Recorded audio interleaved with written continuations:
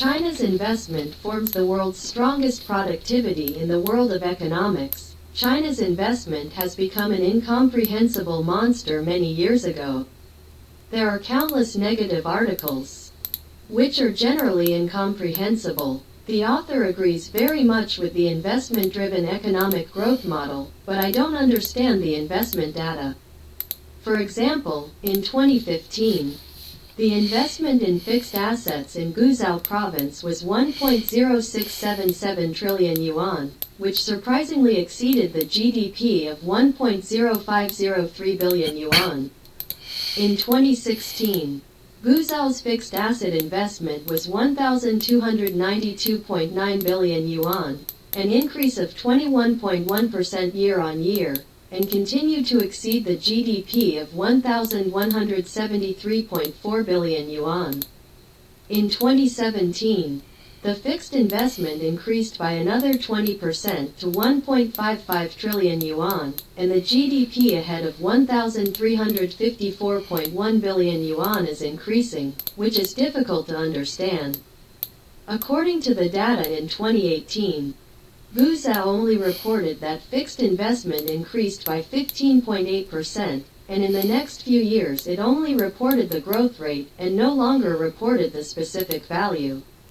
In 2017, the national fixed investment data rushed to a terrible figure of 64 trillion. Later, large-scale statistics were adjusted to 46 trillion.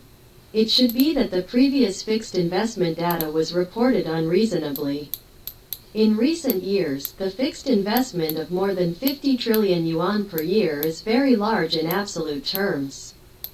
These figures are already difficult to understand, and the international community generally underestimates China's construction efforts. From 1970 to 2022, the ratio of China's fixed assets formation to GDP rose from 25% to over 40%, and has remained at an absolute high level of 42% to 45% since 2009. India once rose to 35% after 2000, and then fell to between 25% and 30%. The curves of Vietnam and India are similar. South Korea is the country with the highest economic growth in the world after World War II.